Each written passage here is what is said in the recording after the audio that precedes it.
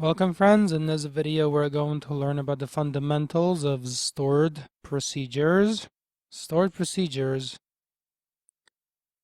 are basically blocks of code that we create once, and a great benefit is then they can be reused easily. And we can then reuse. That's the obvious benefit of this. Let's take a look here.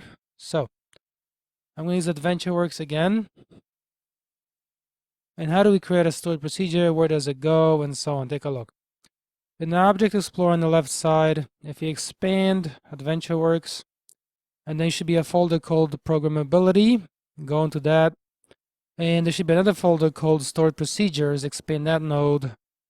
And there should be some existing ones that come by default. You see?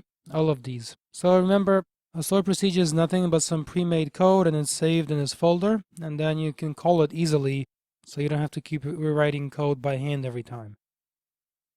But let's begin by making our own here. So I will say the following: create, and then procedure, and then you give it a name that you make up. So for example, get averages. At the next stage, because of the basic definition of how these things are done, you type as, and then you specify the logic that defines the body of the procedure. So here you can basically stick in a query of the kind that we have written before. So I'll say, for example, select sum order QTY as total, and then from sales order detail, lastly group by sales order ID. That's it. So this is nothing new here. Let me replace that with an M. We've seen this before.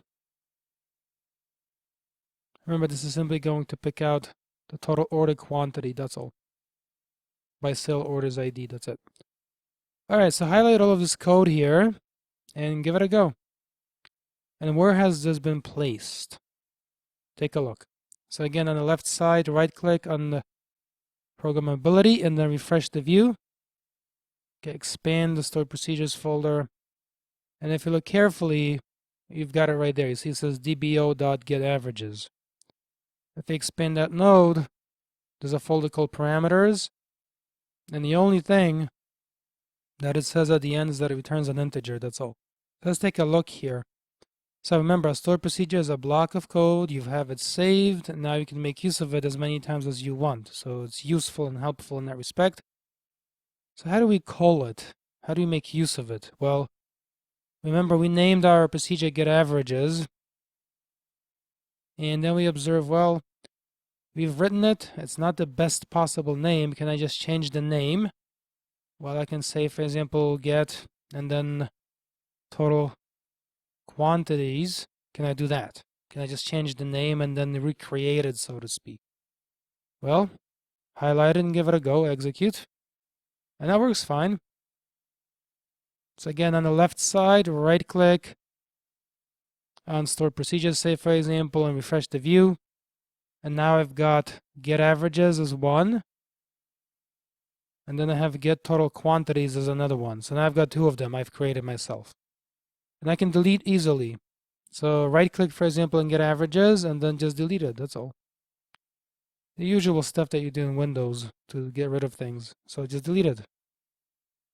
You'll be prompted with a screen like this one here. Delete object, object type stored procedure, get averages, and then just click OK. And it goes away. Simple enough. Now, to make use of it, what you do is type the name. You type, for example, get total quantities. That's it. You just type the name of the procedure, as we've done here. And notice now we have a little red squiggly. Let's see what it says. It says incorrect syntax. Okay, but I'm going to try to run it anyway, so let's see.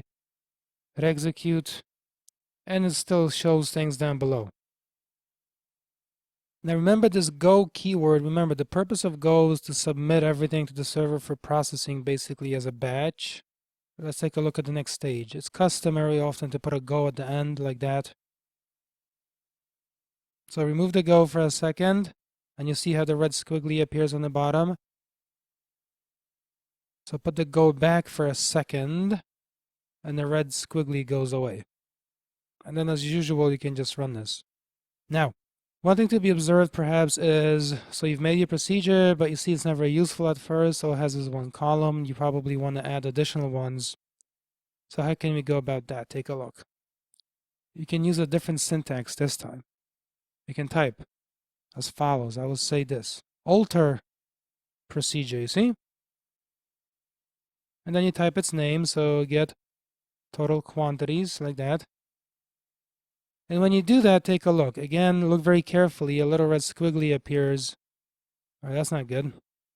And it says incorrect syntax near in the file. So for a second, we'll ignore this, and we'll just pretend we didn't notice it. We'll just continue. We'll say as.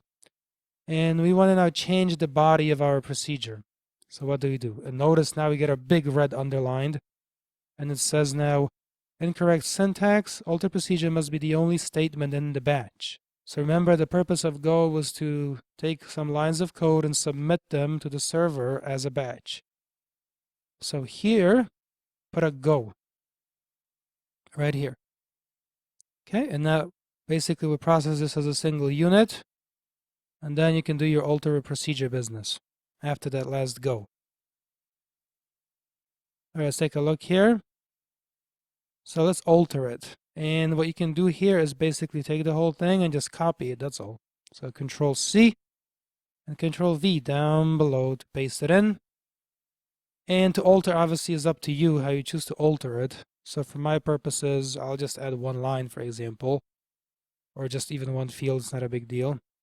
So besides saying the sum order quantity, I will also include the sales order ID. So I'll type sales order ID, comma. And now it looks like this. And to run this, you highlight that block and you execute. So alter here means add one more column to the list of columns to be shown. And at the next stage, what do? Well, you want to run it again. You have some options. You can perhaps just select get total quantities above. Or if you want to keep it more sequential, you can type it again. You can type, for example, get total quantities like that down below as shown here. And again, you can highlight that and give it a go, execute it. And now it's showing you the sales order ID and the total. So these are the fundamentals of stored procedures. Remember the main benefit: reusable code stored on a server. You can be as creative as you want when you define the body of these things. And then you can call it simply by typing the name. And that's it. It's obviously much easier to just type a single name. And when you name these quantities, obviously it's helpful if you'll give them meaningful names. And meaningful here means specifically so that the purpose of the stored procedure is immediately clear. Even these, I have a feeling, could be improved, correct? But I might leave that as an assignment for you. Okay, I'm going to leave it here. Thank you. I'll see you in the next one.